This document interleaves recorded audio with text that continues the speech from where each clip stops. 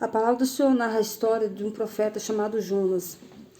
Jonas é este profeta o qual Deus escolheu para levar sua palavra. E Deus ordenou a Jonas que fosse para Nínive pregar a palavra dele, porque em Nínive estava acontecendo muitas coisas que estavam desagradando ao Senhor, muito pecado, muita atrocidades. Nínive era uma cidade violenta, uma cidade sanguinária, era um povo predestinado a pecar, era um povo que afrontava Deus com seus ídolos, afrontava Deus com seu pecado. Mas Deus amou aquela nação e quis enviar algum servo do Senhor para ministrar a palavra dele ali. E o Jonas foi o escolhido para ir até Nínive.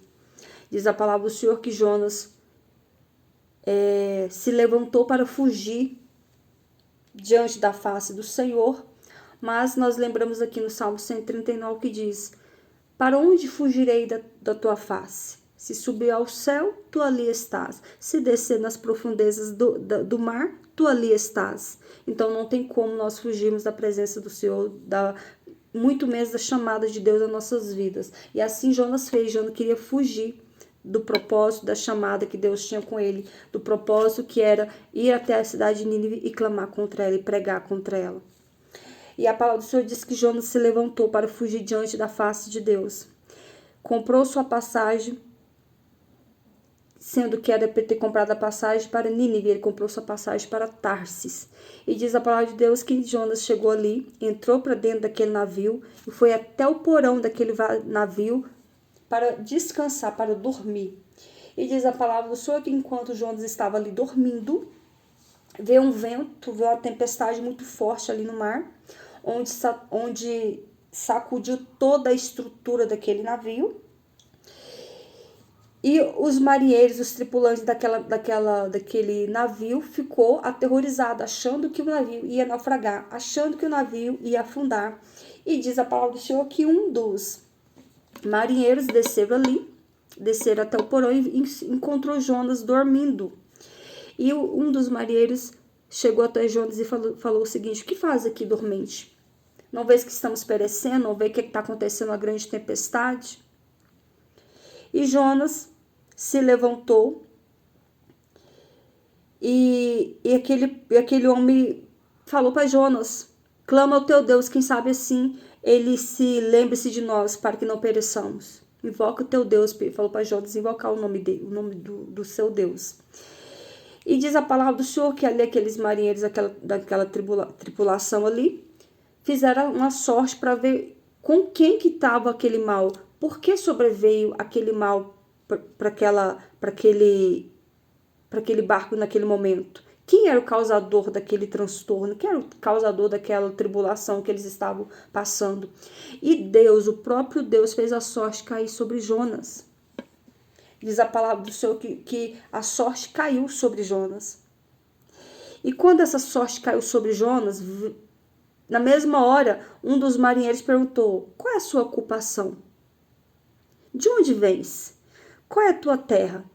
E de que povo tu és? Fez todas essas perguntas para Jonas. E Jonas, na mesma hora, se prontificou e disse: eu sou hebreu e temo ao Senhor, o Deus dos céus, que fez o mar e a terra seca.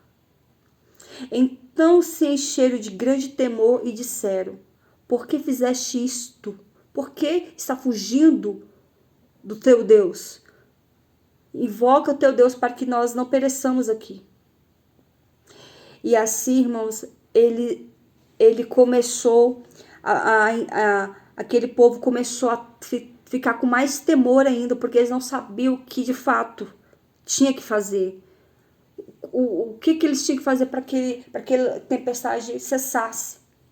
E assim Jonas falou com eles: levanta-me e me lança ao mar, que essa tempestade vai passar e tudo vai voltar ao normal e vocês vão ficar em segurança, vão descer em terra segura. E assim, irmãos, a palavra do Senhor diz que Jonas foi lançado ao mar. Eles levantaram Jonas e lançaram Jonas ao mar. E na mesma hora aquele mar cessou, aquela tempestade passou, aquela fúria daquele vento cessou na mesma hora, porque o causador de todo aquele transtorno estava em Jonas. Mas E diz a palavra do Senhor que na mesma hora também o Senhor, Deus se prontificou, enviou, ordenou que o grande peixe tragasse Jonas. E Jonas foi tragado pelo aquele grande peixe. E diz mais a palavra do Senhor que Jonas, quando ele se viu ali, dentro daquele grande peixe, aqui nós vemos aqui 3 milagres que Deus opera nesse mesmo instante. Primeiro, aqui, assim quando Jonas foi lançado ao mar, o mar se acalmou. Um dos milagres, o vento cessou, a tempestade passou. Segundo milagre que nós vemos aqui, que Deus ordenou que o grande peixe tragasse Jonas. E Jonas ficou dentro de um ventre do grande peixe por 3 dias e 3 noites, diz a palavra do Senhor. O segundo milagre foi esse, permaneceu vivo dentro de um peixe. E o segundo foi quando Deus ordenou, o terceiro foi quando Deus ordenou que aquele grande peixe vomitasse Jonas na praia. E assim foi, irmãos. A palavra do Senhor diz que enquanto Jonas estava ali, dentro do ventre do grande peixe, diz a palavra do Senhor que Jonas se angustiou de tal forma, ele se arrependeu de tal forma e começou a orar a Deus. Começou a clamar ao Deus pela vida dele, né? De tal forma ali que Deus comoveu o coração de Deus e Deus ordenou com que o peixe, aquela baleia, vomitasse Jonas ali no mar, ali na terra seca. E assim foi. E diz a palavra do Senhor que assim que Jonas foi vomitado ali na praia, diz a palavra de Deus aqui no capítulo 3, que diz assim: e veio a palavra do Senhor segunda vez a Jonas, dizendo: levanta-te e vai à grande cidade de Nínive e clama contra ela a pregação que eu te disse.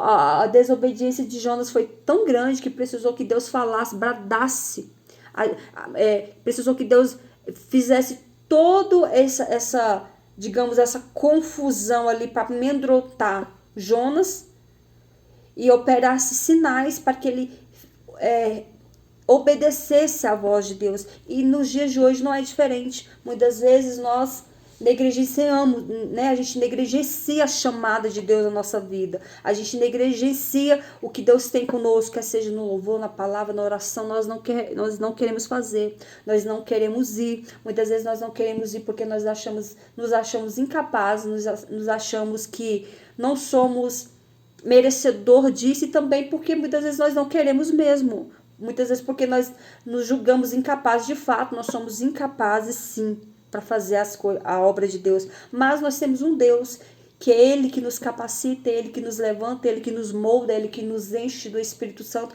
é Ele que trabalha na nossa estrutura, é Ele que faz de nós instrumentos, vasos nas mãos dEle. Porque se nós formos olhar para nossas habilidades, para a nossa inteligência, para o que nós podemos fazer, não vai sair nada, porque de nós não temos nada a oferecer a ninguém. Mas quando nós nos voltamos para Deus, buscamos a presença do Senhor, aí sim o Senhor começa a nos encher, começa a nos moldar, nos revestir da presença dEle, para que nós possamos fazer algo para o Senhor, quer seja na palavra, no louvor, na oração, porque o Senhor quer nos usar, o Senhor conta conosco para nos usar, porque Deus não vai descer lá do céu para pregar a palavra dEle. Para isso o Senhor fez o homem para levar a sua palavra. A palavra de Deus diz que até os anjos quis vir até a terra para pregar a palavra dele, mas o Senhor não permitiu. O Senhor fez o homem, a sua imagem, a sua semelhança, e dotou este homem de todo entendimento, de toda sabedoria, de toda graça, para que nós hoje pudéssemos estar aqui levando a palavra do Senhor. Vai ter uns que vai chegar com muita eloquências, mas vai ter outros que não vai ter tanta lábia, vai ter tanta coisa para falar, mas o Senhor que nos dá a vitória, é o Senhor que nos capacita, é o Senhor que nos levanta, é o Senhor que nos molda. E diz mais a palavra do Senhor aqui no capítulo 3. E assim, quando o Senhor ordenou que Jonas fosse até a Nínive pela segunda vez, diz a palavra de Deus que Jonas na mesma hora se prontificou a seguir a estrada, a marchar até Nínive. Diz a palavra do Senhor, imagino eu, não diz a palavra, mas imagino eu que Jonas chegou tocando, batendo palma e tocando trombeta, usando seu diapasão natural e convocando aquela cidade e falando com aquele povo e anunciando: Nínive, Nínive, dentro de 40 dias, assim diz o Senhor, se não se converteres, se não mudar o teu caminho, se não se arrepender dos seus pecados, dentro de 40 dias essa cidade será destruída. Virá o juízo de Deus sobre essa cidade. E Deus está aqui me ordenando para que eu venha pregar para vocês, que se arrependam, que nasçam de novo, que muda de vida, que muda as tuas vestes, que muda a tua forma de pensar, que muda a tua forma de agir, liberta dos seus maus caminhos, se converta a Cristo, se converta a Deus, muda a sua forma de ser, deixa os seus maus caminhos. Eu imagino que Jonas anunciou essa palavra por dias ali, anunciando. E diz mais a palavra do Senhor, que esta mensagem chegou até o rei de Nínive. E quando o rei entendeu e viu que era Deus sacudindo aquela cidade, falando, levando um profeta para anunciar que aquela cidade seria destruída dentro de 40 dias, diz a palavra de Deus que o próprio rei, veio um temor sobre ele, aquele rei convocou toda aquela cidade a se ajoelhar, se prostrar diante do Deus de Israel, a jejuar. E diz a palavra do Senhor que todos ali jejuaram, até mesmo os animais, sem água, sem pão, todos ali tiveram que se vestir de pano de saco para se humilhar diante da presença do Senhor. Como a palavra do Senhor nos diz lá em 2 Crônicas, capítulo 7, versículo 14, que diz assim: clama a mim, responder-te-ei, anunciar-te-ei coisas firmes e grandes que tu não sabes. E ali, irmãos, nós entendemos que o próprio rei entendeu que Deus iria realmente destruir aquela cidade, porque ele sabia que aquele povo estava perdido, ele sabia que aquela nação estava totalmente desolada, totalmente sem direção, totalmente maligna, totalmente sanguinária. Era uma nação que estava pecando. Diz a palavra de Deus que o cheiro do pecado de Nínive subia como cheiro podre diante das narinas de Deus. E diz mais a palavra do Senhor, que na mesma hora que aquele povo se prontificou a jejuar, a descer na presença do Senhor, toda aquela cidade, do mais novo ao mais velho, teve que jejuar e se vestir de pano de saco, buscando a sua salvação. A palavra do Senhor diz que: e Deus viu as obras deles, como se converteram do seu mau caminho, e Deus se arrependeu do mal que tinha dito que faria e não fez. Olha que coisa linda, quando nós buscamos a presença do Senhor, quando nós voltamos para Deus e pedimos ao Senhor perdão, misericórdia, socorro, nos humilhamos perante o Deus Todo-Poderoso que Ele é. A palavra do Senhor diz que Ele se volta para nós. A partir do momento que nós nos voltamos para Deus, Ele se volta para nós e nos perdoa, e nos liberta, e nos salva. E nos dias de hoje não é diferente. O Senhor quer fazer o mesmo diante de tudo que nós estamos vivendo, diante de tudo que tem acontecido aqui na nossa nação, uma nação toda virada, com valores invertidos, coisas assustadoras acontecendo, homens amantes de si próprios, homens malignos, homens buscando só o poder, homens que adoram mais o outro ser humano do que a Deus, homens voltados para o homossexualismo, ou voltados para a pedofilia, homens voltados para a corrupção, para a bandidagem, matando o próximo, fazendo coisas horríveis, roubando, matando. A nação de hoje não está diferente.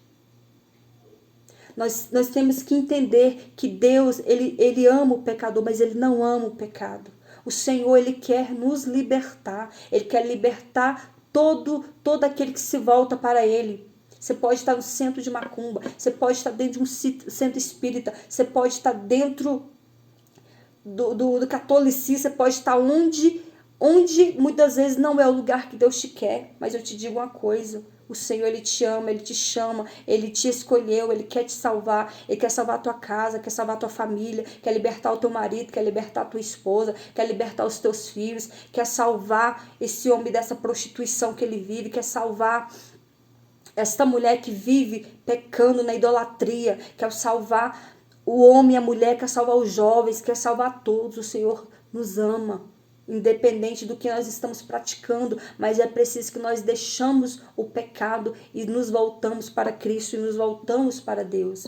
E diz mais a palavra do Senhor, que a partir do momento que Jonas viu, que Jonas pregou, E na mesma hora o Senhor Deus se prontificou a perdoar aquela nação. Diz a palavra de Deus que Jonas, ele se entristeceu.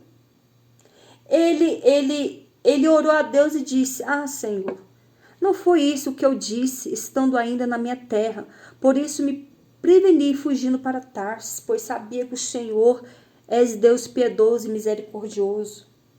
Irmãos, quando eu vi esse trecho, essa passagem, isso muito me entristeceu e me enfureceu ao mesmo tempo.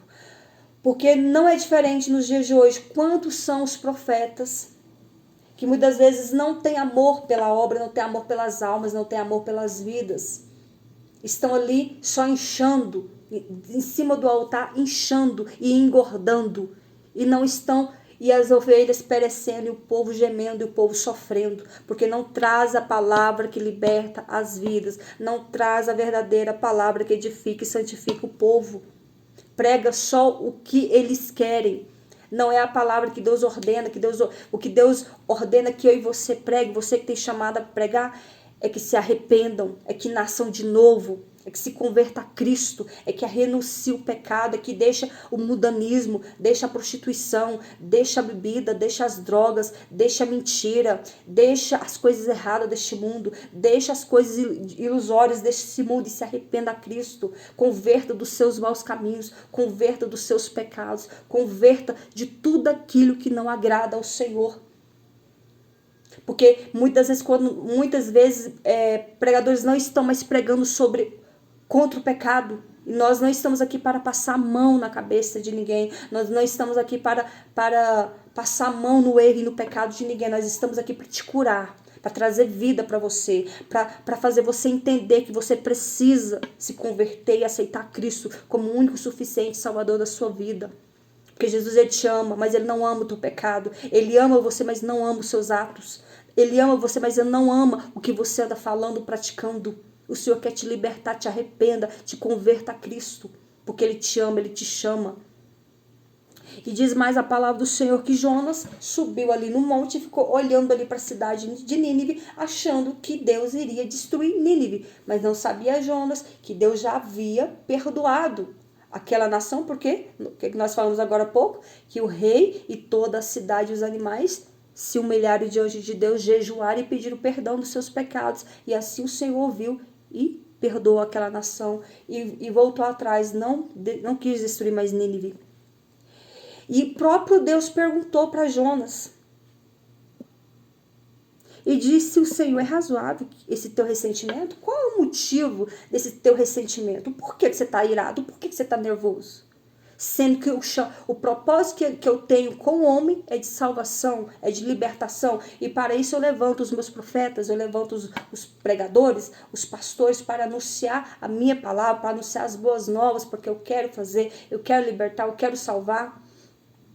Como assim? O que está acontecendo com você? Por que você está nessa deprê agora, depois de ter anunciado a palavra ali em Nínive e aquele povo se converteu? O profeta Jonas, infelizmente, era um profeta que precisava se converter e se humilhar diante de Deus. Era um profeta que muitas vezes, quando li essa passagem a primeira vez, eu fiquei muito pensativa. Falei, como assim? Esse profeta precisa se converter a Cristo. Mas o Senhor olhou para Jonas e viu nele ali graça. Viu nele ali que ele poderia, sim, entrar dentro da cidade de Nínive e anunciar a Cristo para aquela nação. A vontade de Jonas era um profeta egoísta. A vontade de Jonas era que Deus salvasse, olhasse, abençoasse apenas a nação de Israel. Deus, sim, amou e ama Israel até hoje. A palavra do Senhor diz que quando Deus olhou para aquela nação que era Israel, o Senhor amou, o Senhor apaixonou por Israel. Tanto é que a nação eleita, o povo adquirido, o povo santo, não há uma nação tão amada pelo Senhor quanto Israel. Só que hoje nós temos direito desse amor. Nós estamos fazendo parte desse amor de Cristo. Porque a palavra do Senhor diz que Jesus veio para os seus, mas os seus os rejeitou. E hoje nós tivemos direito de salvação. O Senhor nos amou, Mesmo nós não sendo ali do povo de Israel, não pertencer. Hoje sim, nós fazemos parte do povo de Deus. Mas Jonas, ele queria apenas que Deus abençoasse Israel. Não entendendo, Jonas, que o propósito de Deus não é abençoar apenas um povo, é abençoar todos os povos, é abençoar todas as nações, é salvar a todos. A vontade de Deus é que todos se salvem. A vontade de Deus é que todos se voltem para Ele. A vontade do Senhor é que todos se prostrem diante dele. Então nós vimos aqui esse comportamento de Jonas que muito nos assusta. Mas o próprio Jonas entendeu que Deus era um Deus misericordioso e piedoso. É claro que ele sabia, no fundo, ele sabia que Deus não iria, se aquele povo se convertesse, Deus jamais iria prosseguir naquela palavra, dizendo que ia destruir a nação de Nínive. E diz mais a palavra do Senhor. E fez Deus nascer, brotar da terra uma boboeira, onde cresceu sobre a cabeça de Jonas ali, porque o sol estava muito quente, e cobriu a cabeça de Jonas, dando a ele sombra. E diz a palavra do Senhor que Jonas se alegrou com aquela boboeira. Quando foi no dia seguinte, o Senhor enviou um bichinho, ele comeu aquela boboeira e fez com que aquela boboeira morresse. E o sol veio na cabeça de Jonas e queimou a cabeça de Jonas. E Jonas, mais uma vez, deu crise. Pensa no profeta difícil. E assim não é diferente. Quantas são as pessoas que mimizentam dentro da igreja, pirracentam dentro da igreja, quer fazer só o que eles querem, quer pregar o que eles querem, quer cantar só o que eles querem. Não é assim. Nós, quando somos escolhidos do Senhor, a palavra do Senhor diz, não vivo mais eu. O apóstolo Paulo diz, não vivo mais eu, mas Cristo vive em mim. Então, a partir do momento que nós aceitamos a Cristo, que nós decidimos caminhar com Cristo, o nosso eu não existe mais. Nós temos que simplesmente nos voltar para Deus e deixar Ele fazer a vontade dEle prevalecer nas nossas vidas. E Jonas, mais uma vez, indagou, melhor me morrer do que viver. E disse Deus a Jonas, é acaso razoável que assim te enfades por causa da boboeira? E ele disse, justo que me enfade a ponto de desejar a morte? E diz mais o Senhor, tiveste compaixão da boboeira, no qual não trabalhaste, não a fizeste crescer, que uma noite nasceu e outra noite pereceu, e eu hei de não ter compaixão da grande cidade de Nínive, que estão mais de 120 mil homens que não sabem discernir entre a mão direita e a mão esquerda. A palavra do Senhor diz que a cidade de Nínive era uma grande potência. Eu entendo que a cidade de Nínive tinha ali mais de 500 mil habitantes ali naquela cidade. Porém, a palavra do Senhor diz aqui 120 homens que não sabiam discernir entre a mão direita e a mão esquerda. Pode ser que talvez esses 120 homens eram crianças. Mas o Senhor olhou para Nínive e se apaixonou por ela, se arrependeu do que falou e não fez, perdoou aquela nação. E a palavra do Senhor diz assim, e expressou seu amor a Nínive, o amor, a gratidão, o amor que Deus tinha para com Nínive era tamanho. E assim não é diferente o amor de Deus para conosco, o amor que Deus tem para com toda a sua humanidade. O amor de Deus é tão grande para conosco que em João 3,16 diz assim que Deus amou o mundo de uma tal maneira que deu seu Filho unigênito para que todo aquele que nele crê não pereça, mas tenha a vida eterna. A maior demonstração de amor para com a humanidade foi o Senhor ter entregado o seu único Filho por nós. Aquela cruz não era para Jesus, aquela cruz era para mim e para você. O Senhor levou sobre si as nossas dores e as nossas enfermidades diante daquela cruz. Nos perdoou, nos lavou, derramando o seu sangue puro, carmesim, na cruz do Calvário. Para que hoje nós pudéssemos ter direito de salvação. Para que hoje nós pudéssemos conhecer esse amor, entender o quanto Deus é maravilhoso.